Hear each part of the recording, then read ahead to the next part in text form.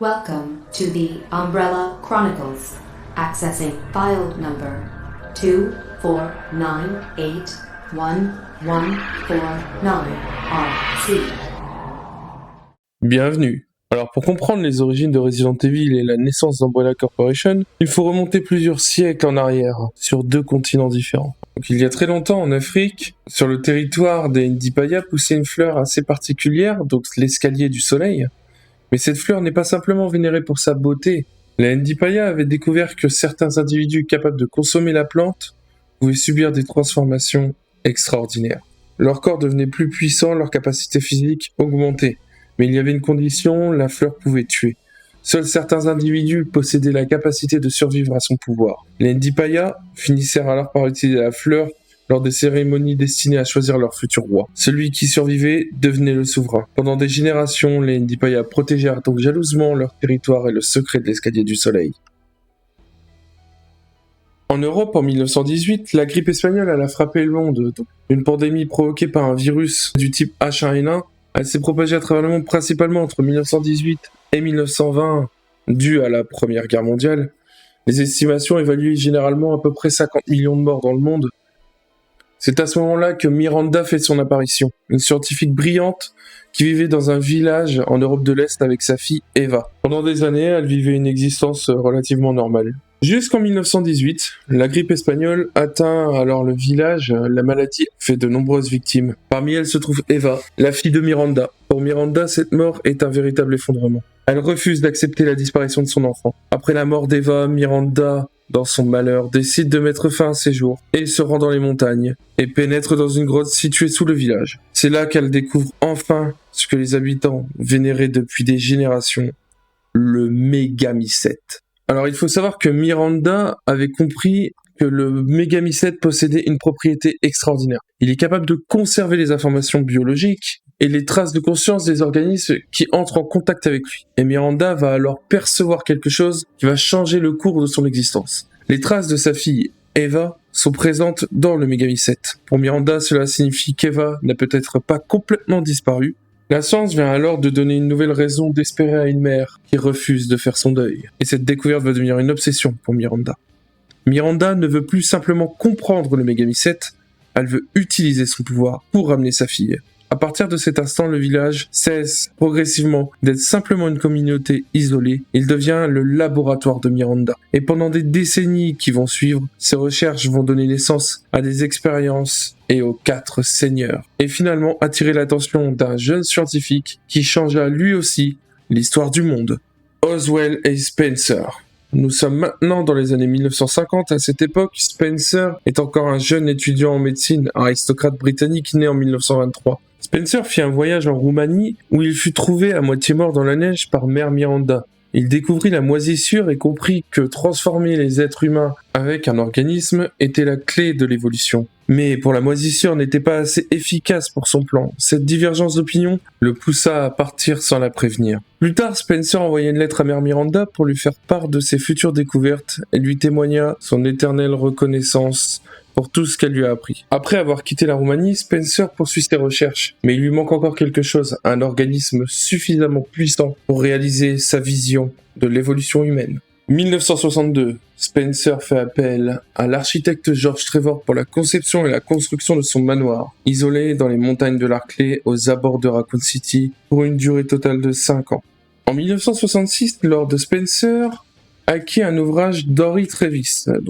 Henry Travis, pour savoir, c'est l'explorateur qui a découvert la cité des Ndipaya avec la fleur du soleil. Et donc du coup, il y découvre un chapitre consacré à la cérémonie de la tribu des Ndipaya, durant laquelle il choisit leur prochain roi. Et il y découvre également l'implication de l'escalier du soleil, ainsi que la façon dont elle était utilisée pour choisir leur roi. Il estime que les escaliers du soleil jouaient un rôle majeur dans l'acquisition des capacités surhumaines du roi. Il en parla ensuite à son ami Edward Ashford et à James Marcus. Ce dernier, en se basant sur la description, émet l'hypothèse que les capacités fournies par l'escalier du soleil sont dues au virus capable de modifier l'ADN. Spencer décide d'aller vérifier par lui-même. Pour cette expédition, il choisit ses 2 amis, James Marcus et Edward Ashford. Alors je vous présente James Marcus, né en 1918. Dès ses études, il se distingue par la connaissance exceptionnelle dans les domaines de la biologie et de la virologie. C'est également durant cette période qu'il rencontre Edward Ashford.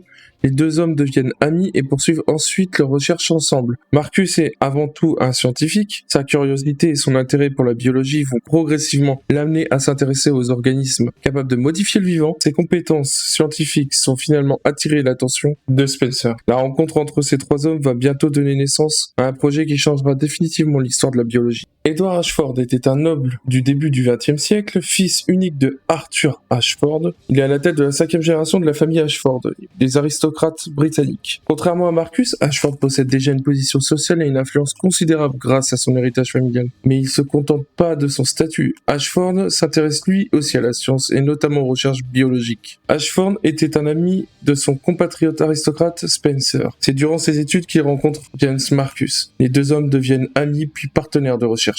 En septembre 1966, Spencer, Ashford, Marcus et son élève Brandon Bailey se rendent à Kijoju en se basant sur les informations fournies dans l'ouvrage d'Henry Travis.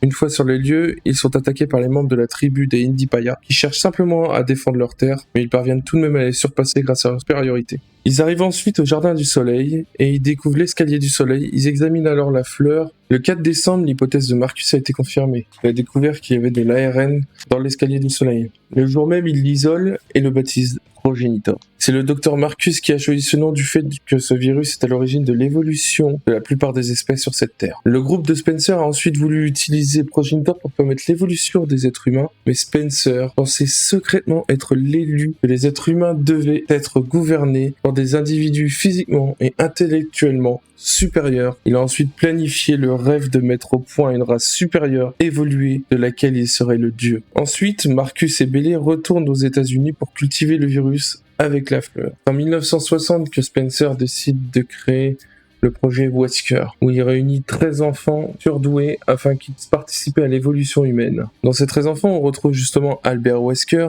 Alex Wesker, Derek Wesker, Felicia Wesker, Hans Wesker, Hiro Wesker, Irma Wesker, Jonah Wesker, Ken Wesker, Laura Wesker, Marco Wesker, Miles Wesker, William Wesker. Ça fait beaucoup de Wesker.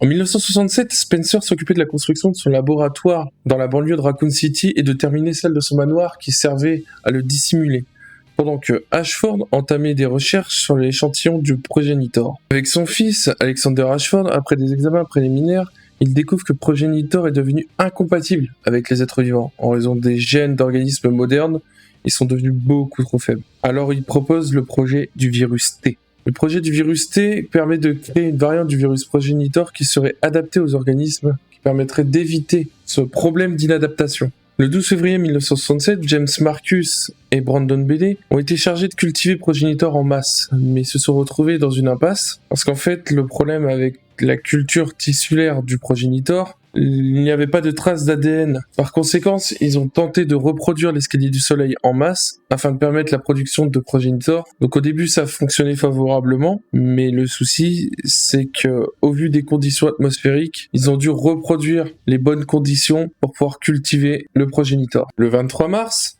Marcus et Bailey ont tenté de modifier les conditions environnementales pour faire pousser la fleur. Le souci, c'est qu'ils sont toujours dans une impasse. Alors c'est à ce moment précis que Spencer leur propose de créer une entreprise pour pouvoir cultiver le virus. Le problème, c'est que Bailey pense que sans Progenitor, la mise en place d'une entreprise serait inutile. En 1967, la construction du manoir Spencer est terminée. Pour célébrer la fin des travaux, Spencer invite Jessica Trevor et sa fille Lisa dans sa propriété. Mais à leur arrivée, les deux femmes sont secrètement emmenées dans une installation souterraine du manoir. Elles deviennent alors des cobayes pour les recherches sur le virus Progenitor. Le 10 novembre 1967, 2 variantes du Progenitor sont utilisées sur elles. Jessica reçoit la souche de type A, tandis que Lisa reçoit la souche de type B. Jessica ne survit pas à l'expérience. Lisa, en revanche, résiste au virus. Elle devient alors le sujet d'étude pour les futures recherches d'Umbrella. Le 14 novembre 1967, George Trevor arrive à son tour au manoir. Il ne sait pas encore ce qui est arrivé à sa femme et à sa fille, mais il remarque rapidement que quelque chose ne va pas. Les employés de Spencer surveillent ses déplacements,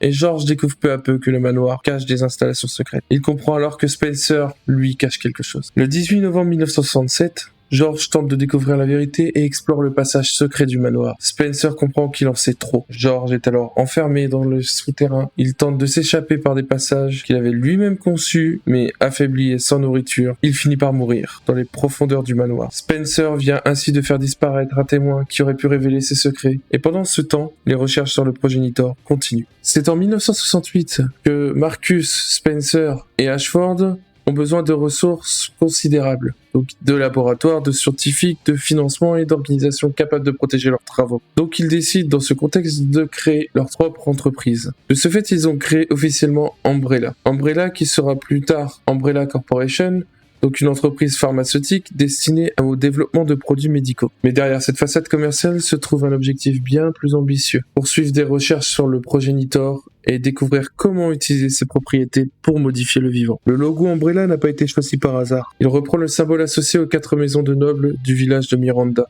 Un symbole que Spencer avait découvert lors de son séjour en Europe de l'Est. Une rencontre qui avait commencé des années auparavant allait donc laisser sa marque jusque dans l'identité de l'entreprise. Désormais, Spencer possède tout ce qu'il avait besoin. Une découverte scientifique, des partenaires capables de l'exploiter et une entreprise capable de financer ses recherches. Umbrella vient de naître. Rapidement après la création d'Umbrella, Ashford mourut à cause de son exposition au virus en juillet 1968. Brandon fut muté au laboratoire d'Umbrella situé en Afrique, d'où il envoyait des échantillons de virus au nouveau centre de recherche de Marcus. Le centre de formation d'Umbrella est établi dans les montagnes de l'Arklay. Marcus en prend la direction. En 1969, grâce au plan de George Trevor, le fils d'Edward Ashford, Alexander Ashford, commença la construction de la base en Antarctique. S'avérant est un centre de recherche où il commence à développer le projet Code Veronica. Cette recherche était centrée sur le gène qui contrôle l'intelligence. Il se basait sur leurs ancêtres, Veronica Ashford. Ils identifient le gène responsable de l'hérédité de l'intelligence humaine et décident d'isoler ce gène chez Veronica, dont l'ADN provient de son corps embaumé, enterré dans la maison des Ashford, et de le manipuler et de l'implanter dans l'œuf non fertilisé d'une mère porteuse qui donnera naissance à des jumeaux. 1971, le projet Code Veronica s'achève avec succès. Alfred et Alexia sont nés. En 1977, James Marcus dirige le centre de formation d'Umbrella situé dans les montagnes de l'Arklay. Ce centre a pour objectif de former les futurs chercheurs et cadres de l'organisation.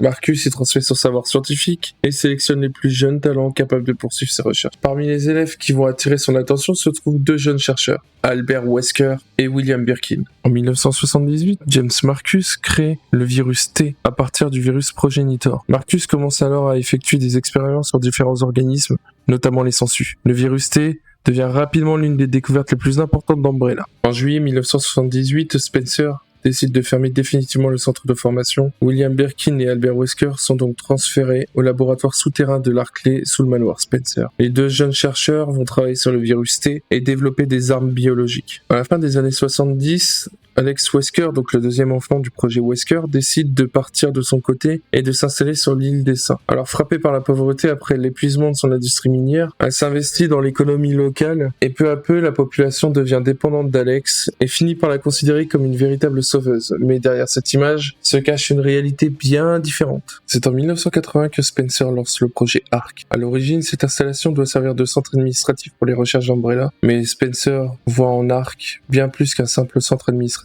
Son projet prévoit d'abord d'investir massivement dans le projet Wesker et dans les recherches sur le virus T. La deuxième étape consiste à faire d'ARC le principal centre de commandement et de gestion de recherche d'Umbrella. Une fois cette structure établie, Spencer prévoit une nouvelle étape, le développement du projet ELPIS. Mais ELPIS n'est pas une simple arme biologique. Le projet s'inscrit dans une ambition beaucoup plus vaste, parvenir à contrôler puis à provoquer l'évolution de l'être humain. Le 26 juillet 1980, une nouvelle scientifique fait son entrée chez Umbrella, Alexia Ashford, âgée de seulement 10 ans, terminée majeure de sa promotion dans une prestigieuse université. Son intelligence exceptionnelle impressionne Umbrella, qui lui confie la direction des recherches du laboratoire en Antarctique. Alexia reprend donc les travaux de la famille sur le T. Veronica. En 1982, Alexia finit par finaliser le virus T. Veronica qu'elle injecte à son père, Alexander Ashford. Malheureusement, l'expérience ne se passe pas comme prévu et finit par se transformer en monstre horrible qu'il finit par être emprisonné dans la base. C'est en 1983 que Alexia décide de se injecter elle-même le virus T. Veronica, car elle pense que le virus mérite une certaine préparation. Donc elle décide de se cryogéniser pendant 15 ans. Le secret sera gardé auprès de son frère, Alfred, qui lui dira à Umbrella que Alexia est morte exposée au virus. En 1986, un élément étrange apparaît dans les archives. La F Foundation verse 30 millions de dollars à James Marcus, pourtant éloigné depuis plusieurs années des principaux projets d'Umbrella. En 1988, un document identifié sur la référence télégraphe 1988-09-96 montre une correspondance entre Brandon Bailey et la F Foundation. Brandon indique que les préparatifs sont terminés et demande que les Connections entrent directement en contact avec lui. Spencer décide finalement de se débarrasser de James Marcus. L'ancien directeur du centre de formation d'Umbrella est devenu un obstacle pour Spencer. Albert Wesker, William Birkin sont chargés de récupérer ses recherches. Marcus est abattu et son corps est abandonné dans une installation de traitement des eaux. Mais une créature issue de ses expériences, le Queen Lich, fusionne avec son corps. Marcus n'est pourtant pas réellement mort. Pendant ce temps, sa disparition permet à William Birkin de prendre une place beaucoup plus importante dans les recherches sur le virus T. Umbrella travaille désormais sur une nouvelle génération d'armes biologiques, notamment le Tyran. La même année, Umbrella Europe lance également le projet Nemesis, destiné à créer une arme biologique capable d'être contrôlée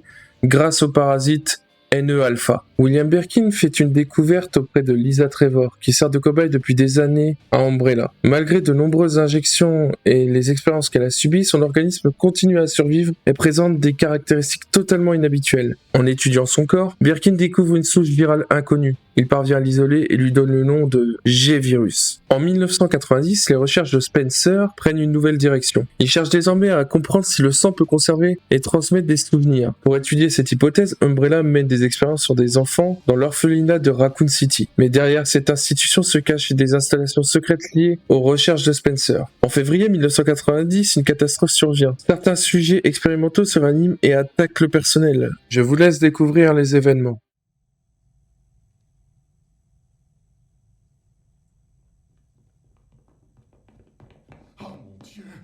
Quelque chose, j'ai appelé la sécurité, personne ne répond. Ils sont hors de contrôle. Professeur, on ne peut pas les maîtriser. Je vous ai dit, vite. Vous êtes... Laissez-moi passer. Hé, tu es réveillé? Hein?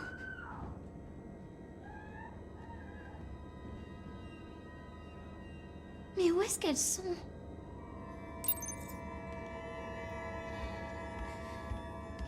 Voilà.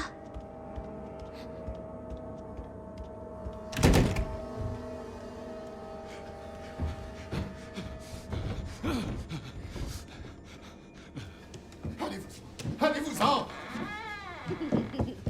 Reculez. Restez où vous êtes.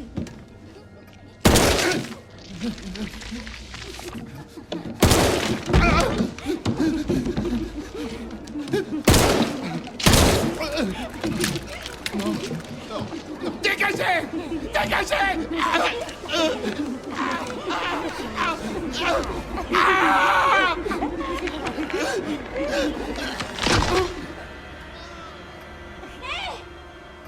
Mais qu'est-ce que vous faites?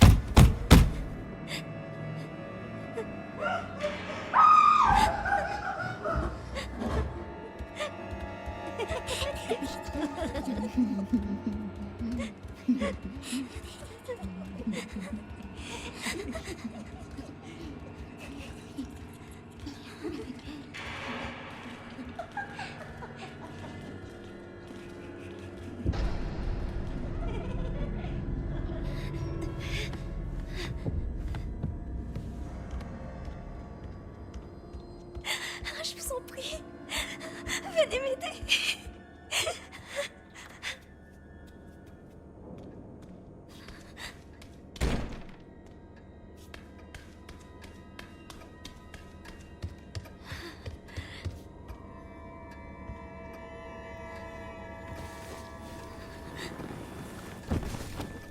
Il ne bouge plus.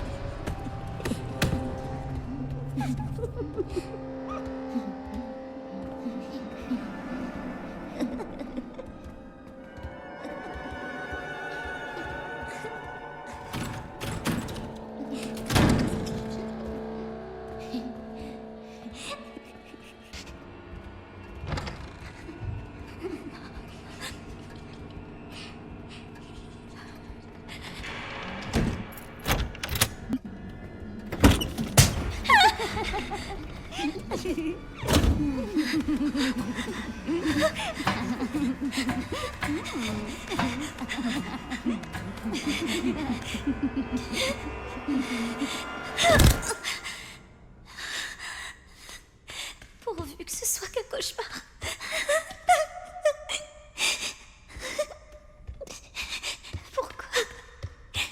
Pourquoi elles ont...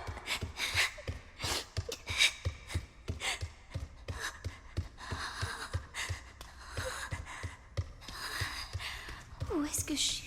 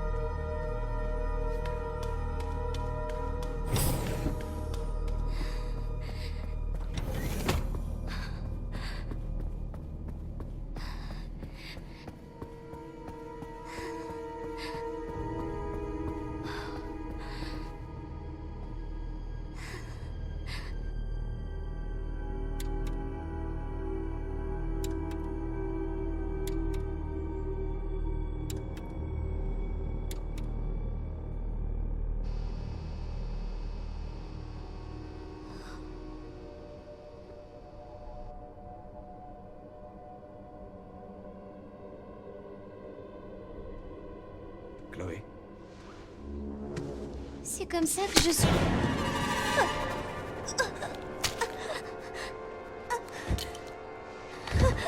Je la tiens! Viens par ici! Vite!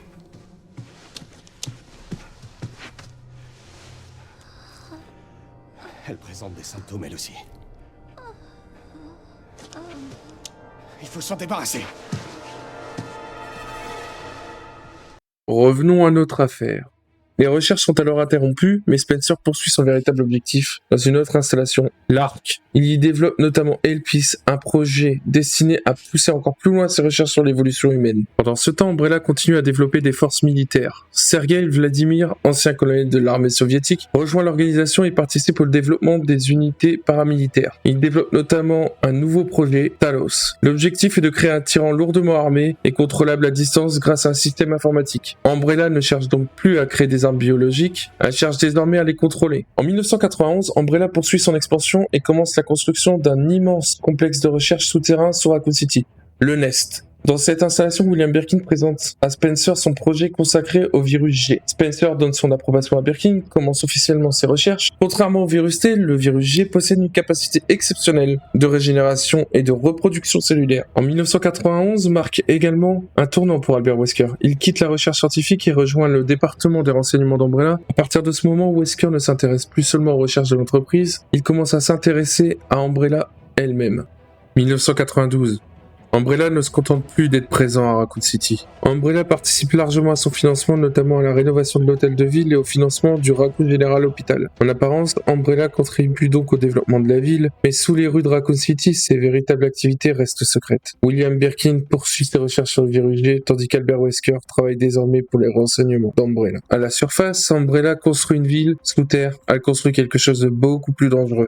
En 1993, l'influence d'Umbrella ne se limite plus au laboratoire. Brian Aeros, le chef de la police de Raccoon City, commence à collaborer secrètement avec l'entreprise. Umbrella possède désormais une influence considérable sur la ville. Pendant ce temps, Alfred Ashford prend notamment la direction de Rockford Island et de la base antarctique. En décembre 1993, une nouvelle installation est achevée à Rockford Island afin de former des unités spécialisées dans la lutte contre les armes biologiques. Umbrella possède désormais bien plus que des laboratoires. 1994, le laboratoire d'Arkley change de direction. William Birkin est remplacé par John Clements, poursuit les recherches sur le virus T et les armes biologiques développées dans le complexe. Birkin, lui, continue secrètement la recherche sur le virus G, deux scientifiques de projets différents. Pendant ce temps, Rockford Island poursuit son développement sous la direction d'Alfred Ashford. Alfred a fait notamment construire une prison ainsi qu'un manoir privé. À cette époque, Umbrella possède désormais un vaste réseau d'installations scientifiques, militaires et administratifs à travers le monde. 1996, Umbrella renforce son influence sur Raccoon City. En mai 1996, une unité spéciale est créée au sein de la police, les Stars. À sa tête se trouve Albert Wesker. Officiellement, leur mission est d'intervenir dans les situations les plus dangereuses, mais pour Umbrella, les Stars représentent également une opportunité. L'organisation peut désormais observer des unités d'élite confrontées à des situations extrêmes. Pendant ce temps, Umbrella continue de développer ses propres forces. Sur Rockford Island, Hunk suit notamment un entraînement destiné à intégrer les forces spéciales d'Umbrella. En 1997, une espionne connue sous le nom d'Ada Hong est envoyée par une organisation rivale pour infiltrer le laboratoire d'Arkley. Sous une fausse identité, elle se rapproche du responsable du laboratoire, John Clements. Clements tombe amoureux d'elle et lui accorde progressivement sa confiance. Mais Ada poursuit un tout autre objectif, récupérer les données confidentielles d'Umbrella sur les recherches rivales. Les secrets d'Umbrella commencent donc à lui échapper. 1998. Après plus de 30 années de recherche, Umbrella est sur le point de connaître sa plus grande catastrophe. En mai 1998, un mystérieux individu ressemblant à James Marcus apparaît au centre de formation d'Umbrella. Au même moment, une fuite importante de virus T survient au complexe de l'Arkley. Le laboratoire est complètement contaminé, les armes biologiques se répandent dans tout le manoir Spencer, ainsi que le complexe deviennent complètement incontrôlables. Les premières victimes apparaissent. Parmi elles, une femme de 20 ans a été retrouvée démembrée par les Cerbères. En juin 1998, un article est publié dans la revue de Raccoon City, rapporte que les créatures ressemblant à des chiens ont été aperçues dans la région. Pendant que la situation dégénère, Spencer, lui, poursuit un tout autre projet. Le projet Wesker entre dans sa phase finale. Les candidats sont exposés au virus progenitor. Seuls Alex Wesker et Albert Wesker sont confirmés comme survivants. Deux individus issus du même projet, deux survivants, mais deux destins radicalement différents. Après 30 années de recherche, Spencer possède enfin tout ce dont il avait besoin. Des laboratoires, des scientifiques, des ressources financières, des armes biologiques et un réseau d'installations répartis à travers le monde. Mais cette puissance a un prix. Umbrella devient de plus en plus difficile à contrôler, ses recherches commencent à fuir, ses rivaux se rapprochent de ses secrets et les incidents biologiques se multiplient. Dans les montagnes de l'Arclay, une catastrophe vient justement de commencer et personne ne sait encore. Mais ce qui vient de se produire va bientôt révéler au monde le véritable visage d'Umbrella. En résumé, le but est de ramener des êtres chers à la vie ou d'apporter une certaine évolution à l'espèce humaine. Du départ, le geste n'était pas mal intentionné, mais tout ceci a dérivé vers la folie et le pouvoir absolu. Quand on se prend pour Dieu, on finit toujours par en payer le prix. Mais ceci est une autre histoire. La suite appartient à un autre dossier.